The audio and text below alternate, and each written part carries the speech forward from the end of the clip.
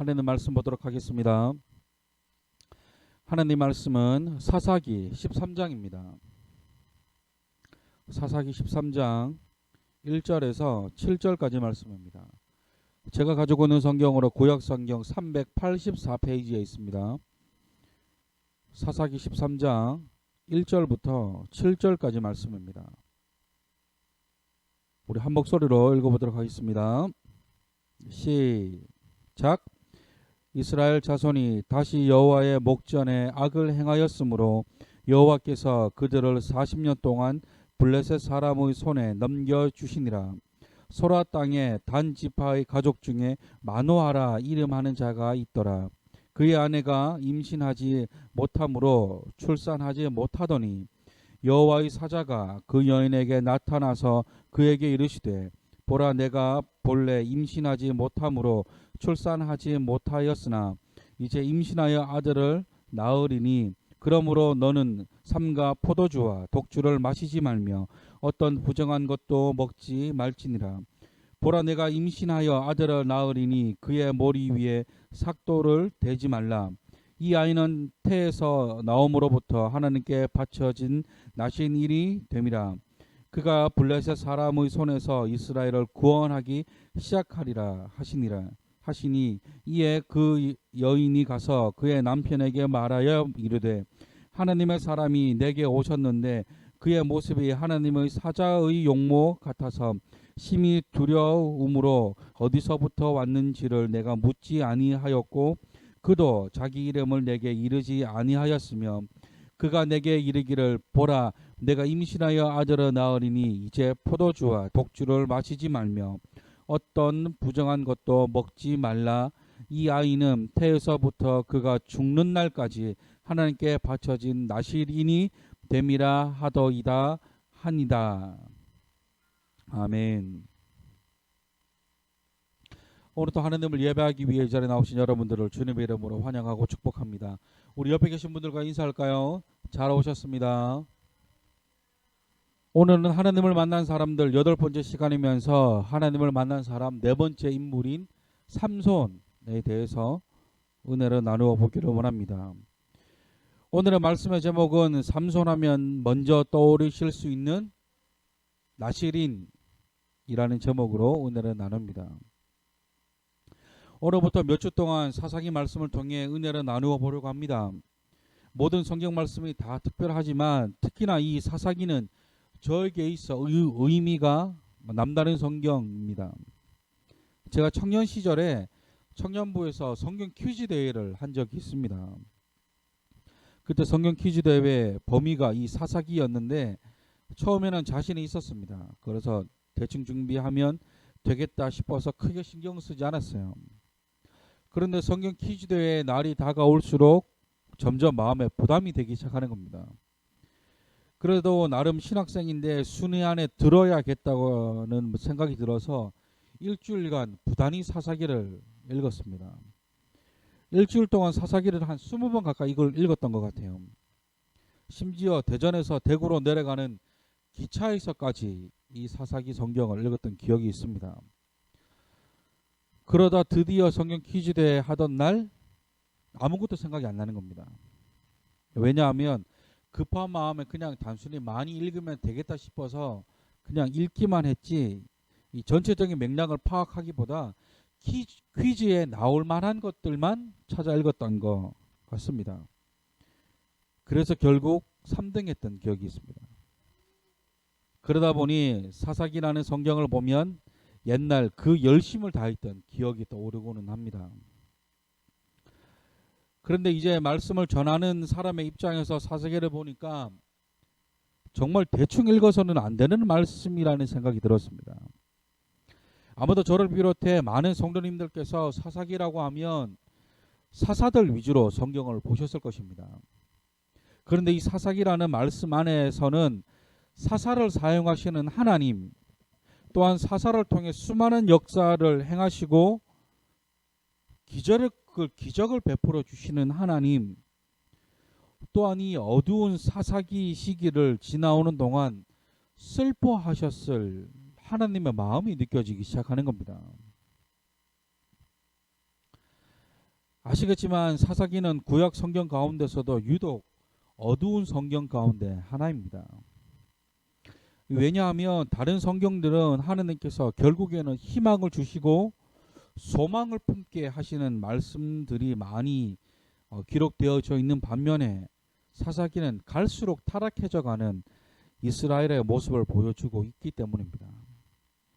먼저 이 사사기라고 불리는 이 사사라는 단어는 한자로 선비사자의 스승사자를 씁니다.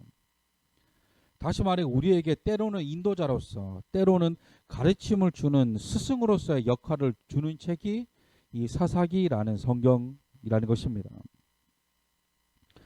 오늘부터 우리가 살펴보게 될 이 삼손에 대해서 살펴보기 전에 이 사사기의 전체적인 맥락을 알아야 이 말씀을 더 이해하기가 쉬울 것 같습니다.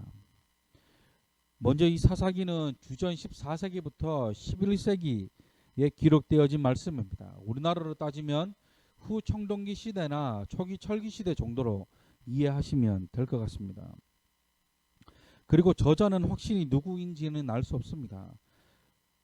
그러나 많은 학자들은 사무엘이라 말하는 사람들이 있기는 하지만 사사기 18장 말씀에 보면 그 백성이 사로잡히던 날이라는 언급이 있습니다.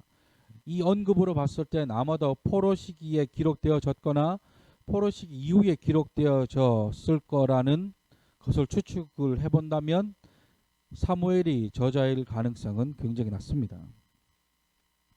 그리고 이 사사기는 전기 예언서라 불립니다.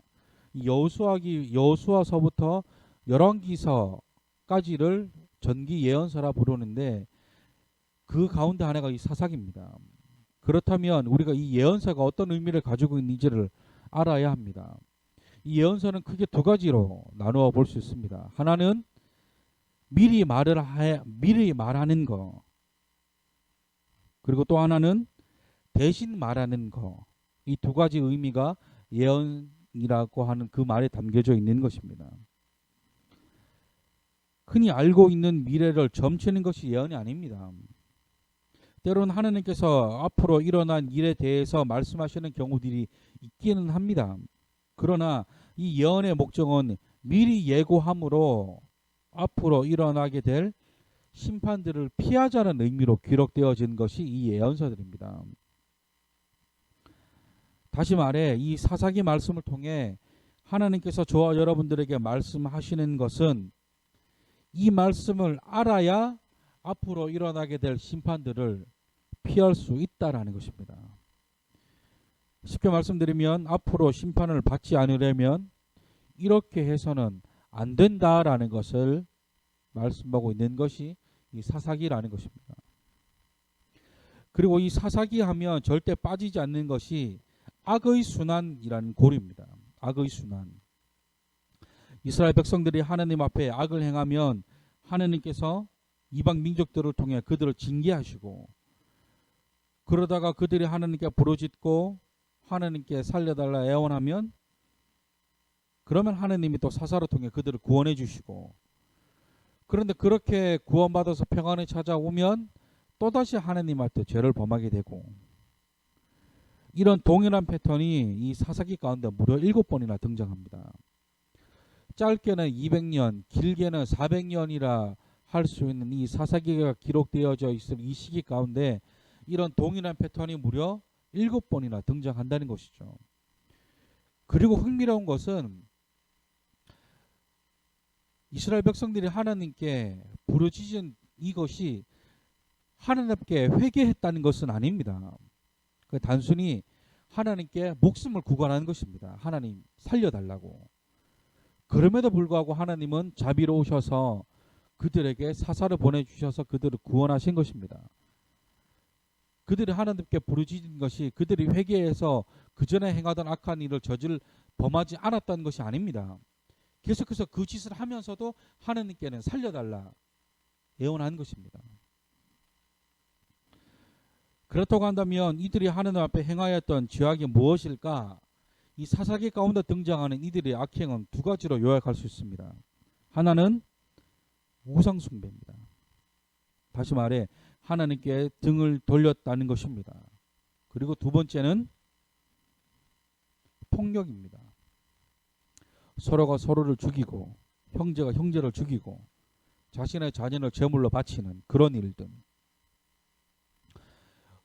미리 말씀드리면 우리가 삼손이 끝나면 그 다음에는 우리 기드온에 대해서 배우게 될 겁니다. 기드온이 그의 전반기의 삶은 굉장히 우리가 닮아야 됩니다. 근데 후반기의 삶에 가서는 그거 타락합니다. 어떤 일이 일어나냐면 자신의 형제 70여 명을 한 바위 위에서 죽입니다. 이게 무엇입니까? 바위가 있으면 70명을 줄 세워놓고 한 명 죽이고 그 다음 와서 죽이고 그 다음 와서 죽이고 이걸 무려 70번을 넘겠다는 겁니다. 자신의 형제들을. 그런 일이 이 사사기 가운데 일어난다는 것이죠. 그리고 이 사사기가 다른 성경들과 다른 점이 있다면 사사기는 갈수록 더 악해져 간다는 것입니다. 특히나 다른 성경들의 끝은 갈수록 희망적이고 밝은 미래에 대한 말씀들이 많습니다. 그러나 사사기는 점점 악해져 가는 이스라엘 모습을 보여주는데 특히나 사사들의 행적을 보면 잘 알 수 있습니다. 먼저 이 사사들은 대사사와 소사사로 구분합니다. 대사사는 온니엘, 에훗, 드보라, 기드온, 입다, 삼손이 있고 소사사는 삼갈, 돌라, 야일, 입산, 엘론, 압돈이 있습니다. 우선 이 소사사들의 역할은 재판관의 역할이 강합니다. 이에 반해 대사사들이라고 할 수 있는 온니엘, 에훗, 드보라, 기드온, 입다, 삼손은 전쟁 영웅들입니다. 그리고 이 대사사들의 행적을 보면 처음 시작은 좋습니다. 온니엘, 에훗, 드보라까지는 정말 이스라엘이 구원받을 것 같았습니다. 그러나 그 뒤에 나오는 기드온은 처음에는 미디안 족속들로부터 이스라엘을 구원하지만 말년에 가서는 동족들을 살해하고 우상을 만듭니다. 그리고 기드온 뒤에 나오는 입다는 처음에는 암몬 족속들로부터 이스라엘을 구원하는 것 같았습니다. 그러나 하나님에 대한 잘못된 지식으로 인해 자신의 외동딸을 제물로 바칩니다. 그리고 대사사 마지막에 등장하는 삼손으로 인해 이스라엘이 완전 나락으로 떨어지게 됩니다. 그는 처음에는 하나님의 영이 임하였지만 나중에는 문란함과 폭력과 오만함에 빠져 하나님의 영이 그를 떠나버리게 됩니다. 그러다 결국 그의 지원은 블레셋 족속들과 함께 자멸하는 것입니다. 그리고 사사기 마지막에서는 단지파가 라이스 성읍을 멸망시키고 이스라엘은 성범죄와 폭력과 내전으로까지 이어지게 됩니다. 그러면서 사사기 마지막 장인 사사기 21장 25절 말씀을 이렇게 맺습니다. 사사기 21장 25절 말씀. 그때에 이스라엘에 왕이 없으므로 각 사람이 각기 자기의 소견에 옳은 대로 행하였더라. 왕이 없으므로 사람들이 자기가 하고 싶은 대로 했다는 것이죠. 이게 무엇입니까? 질서와 규칙이 없다는 것입니다. 법이 없다는 것이에요. 무질서하다는 것입니다. 하나님을 왕으로 섬기던 시기가 끝났다는 것입니다. 사사기 이전인 여호수아 시기 때는 어떤 일을 행할 때면 항상 그가 했던 것은 하나님께 뜻을 물어보는 것이었습니다. 그런데 여호수아가 죽고 난 뒤에 가장 먼저 기록된 것이 왕이 없으므로 각기 사람들이 자기 소견에 옳은 대로 행하였다는 말씀으로 사사기를 시작해서 마지막 장인 21장 25절에서도 동일하게 이스라엘의 왕이 없으므로 각기 자기 소견에 옳은 대로 행하였다는 것으로 끝납니다. 어떻게 보면 이제 왕이 등장하는 왕조 시대의 배경이 되었다고 할 수 있지만 이 사사기의 마무리는 그렇게 유쾌하지 않습니다. 점점 이스라엘이 마치 이방 민족화 되어가는 모습입니다. 아시겠지만 이스라엘은 하나님의 선택한 민족입니다. 그리고 하나님께서는 그들의 하나님이 되고 그들은 하나님 나라의 백성이 되겠다고 하나님께서 선언하셨습니다. 그런데 갈수록 이스라엘의 모습은 하나님을 알지 못하는 이방 족속의 모습처럼 변해가고 맙니다. 많은 이유들이 있겠지만 그들이 이렇게까지 된 이유 가운데 가장 결정적인 이유는 하나님께서 분명 가나안 땅, 약속의 땅 가나안에 들어가서 그곳에 살고 있는 모든 민족들을 다 진멸하라 하셨습니다. 그런데 그들이 그 이방 민족들을 노예로 삼기 위해 그들을 살려둡니다. 그러다 결국 주인 행세하려 했던 그들이 노예들의 신들을 섬기는 일이 벌어지게 됩니다. 결국 하나님을 버리고 우상을 섬기게 되면서 그들은 갈수록 악해져만 갑니다. 이런 상황 가운데 등장한 사람이 사사 삼손입니다.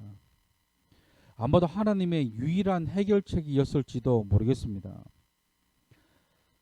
다 아시겠지만 삼손 하면 가장 먼저 떠오르는 것이 바로 나세린이라는 것입니다. 나세린이란 구별된 자라는 뜻입니다. 구별된 자. 또한 그들은 일평생 혹은 특별한 헌신으로 인해 한시적으로 세상과 단절하고 스스로를 구별하여 하나님께 자신을 봉헌한 자를 나세린이라 합니다. 성경 가운데 등장하는 최초의 나세린이 이 삼손입니다. 이스라엘이 다시 하나님 여호와 앞에 악을 행하며 블레셋 족속에게 40년 동안 압제를 받고 있던 어느 날 여호와의 사자가 단지파 마노아의 아내에게 나타납니다. 그리고 그녀에게는 자녀가 없었습니다. 그런데 그녀에게 아들을 낳을 것이라 말합니다.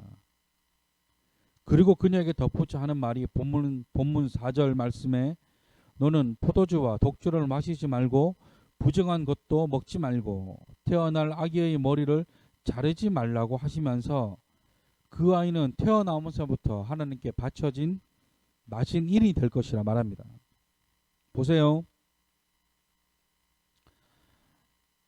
그런데 하나님께서는 아무런 이유 없이 삼손을 나신일으로 부르신 것이 아닙니다. 앞에서도 말씀드렸지만 지금 삼손이 태어날 그 시기가 이스라엘에게 있어 가장 타락한 시기입니다. 그렇기 때문에 하나님은 다시금 이스라엘이 하나님 앞에 돌아오게 하기 위한 승부수로 삼손을 나세린으로 부르신 것입니다.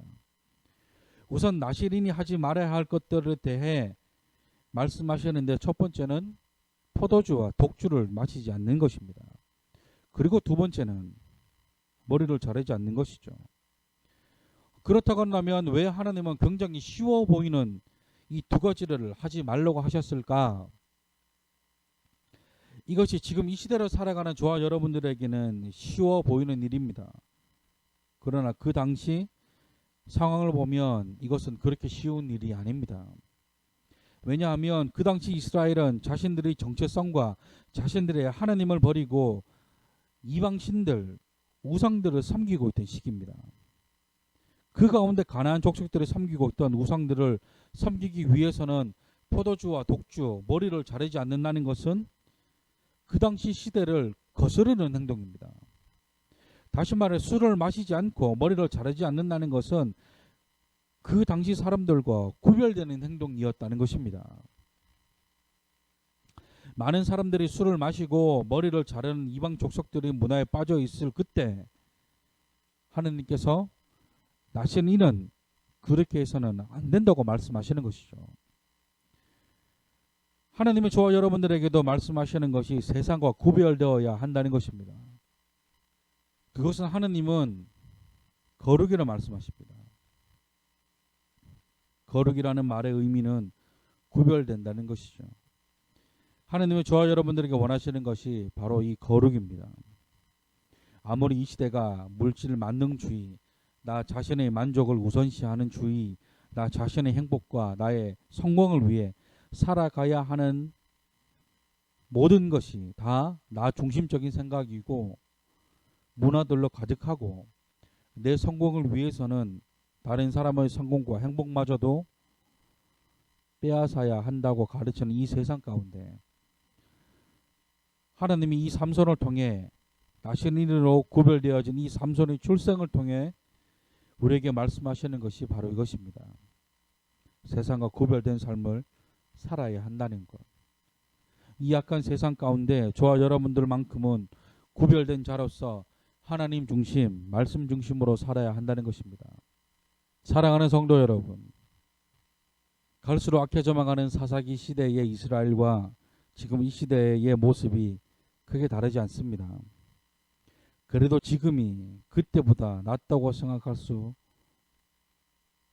수만 있는 것은 아닙니다. 아무도 그때의 문화와 삶의 환경이 달라졌을 뿐 사람들의 생각과 가치관은 그때와 지금의 모습이 다르지 않습니다.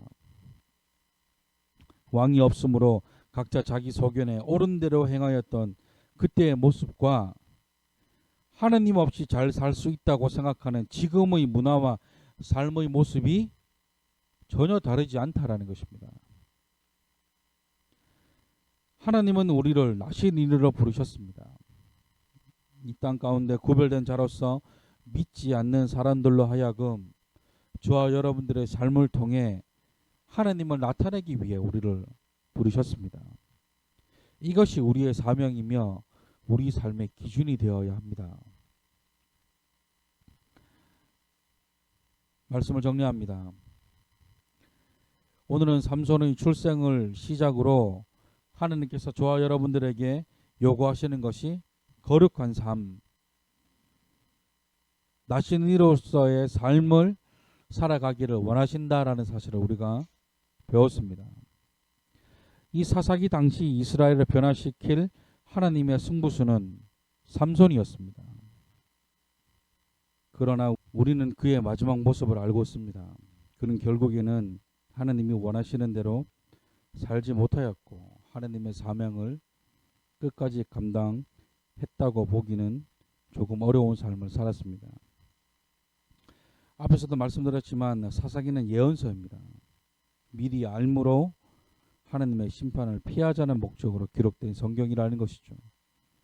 이처럼 앞으로 이어지게 될 삼손의 모습과 사사들의 모습을 통해 우리는 그렇게 살지 말아야 하겠다는 다짐과 결단이 있어야 합니다. 하나님이 우리에게 원하시는 삶은 거룩한 삶입니다. 구별된 삶이죠. 세상이 악해져 가는 것은 어떻게 보면 당연한 것입니다. 그러나 이런 세상이 변화되지 않는 것은 우리가 구별된 삶을 살지 못하고 있기 때문입니다. 하나님의 백성이며 하나님을 아버지라 부르는 저와 여러분들의 삶이 그렇게 구별된 삶을 살아가지 못하기 때문에 세상의 문화와 습관대로 우리도 그것을 역행하지 못하고 그냥 흘러가는 대로 우리도 흘러가고 있기 때문에 세상이 그대로인지도 모르겠습니다. 그러나 하나님께서 저와 여러분들에게 말씀하시는 것은 나시린이 되어야 한다는 것입니다. 이 시간 우리 이 찬양으로 하나님께 나아가셨으면 좋겠습니다. 우리를 사용하소서라는 찬양입니다. 이 찬양의 가사와 같이 교회가 교회다워지고 예배가 예배다워지는 것, 이 모든 것이 가능해지기 위해서는 우리가 나시린이 되어야 합니다. 하나님께서 우리를 사용하시기 위해서는 우리가 거룩해지도록 세상과 구별되어지셔야 합니다. 또한 이 모든 것들을 가능케 할 수 있는 것은 성령님이 우리 삶을 통제하도록 하셔야 합니다. 이 시간 이 찬양으로 우리의 마음의 결단을 하나님께 올려드리시겠습니다.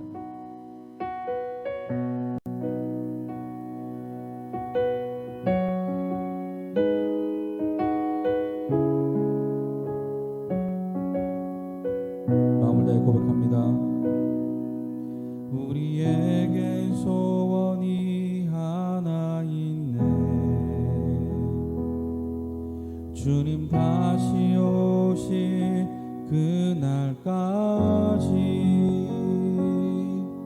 우리 가슴에 새긴 주의 십자가 사랑 나의 교회를 사랑케 하네. 주의 교회를 향한 우리 마음 희생과 포기와 가난과 고난 하물며 죽음조차 우리를 막을 수 없네. 우리 교회는 이 땅에 임한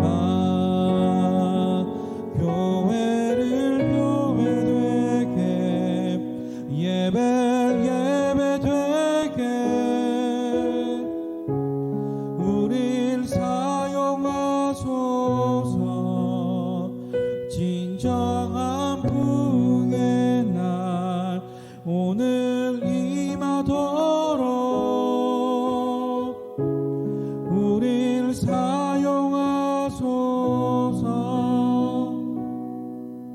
우리에게 소원이 하나 있네. 주님 다시 오실 그날까지 우리 가슴에 새긴 주의 십자가 사랑 나의 교회를 사랑케 하네. 주의 교회를 향한 우리 마음 희생과 포기와 가난과 고난 하물며 죽음조차 우리를 막을 수 없네. 우리 교회는 이 땅에 임한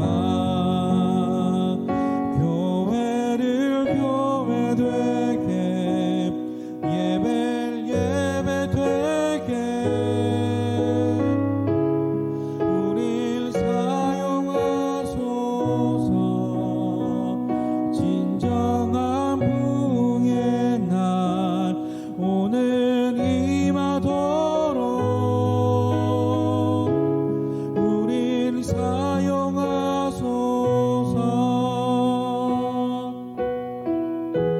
성령 안에 예배하리라. 자유의 마음으로 사랑으로 사역하리라. 교회는 생명이니 교회를 교회 되게 예배 되게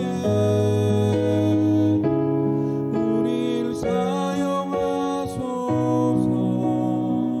진정한 부흥의 날 오늘 임하도록 우릴 사용하소서.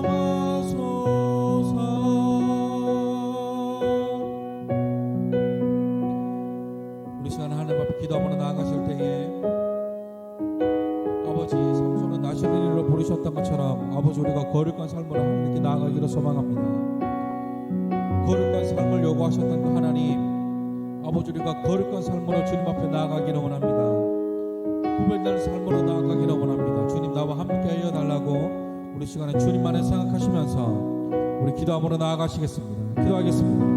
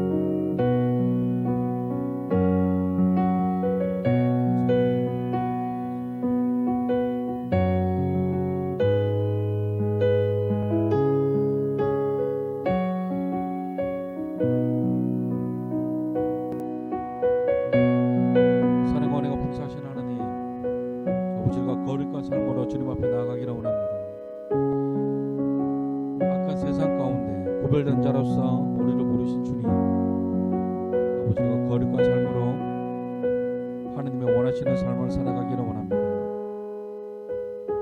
아버지, 나와 함께하여 주시옵소서. 우리는 나시린이로 부르신 주님, 아버지 세상과 구별된 삶으로 우리에게 맡겨주신 그 사명을 잘 감당하기를 원합니다. 아버지, 함께하여 주시옵소서. 이제는 우리 주 예수 그리스도의 무한하신 은혜와 하나님의 한량없는 사랑과 성령님의 감화 감동 내적 역사 교통 충만케 하시는 그 은혜가 거룩한 삶으로 구별된 삶으로 주님 앞에 나아가기로 다짐한 모든 자들 머리 위에 주님이 내게 주신 그 사명을 잘 감당하기로 다짐하는 모든 자들 머리 위에 이제로부터 영원토록 함께 하시기를 간절히 축원하옵나이다.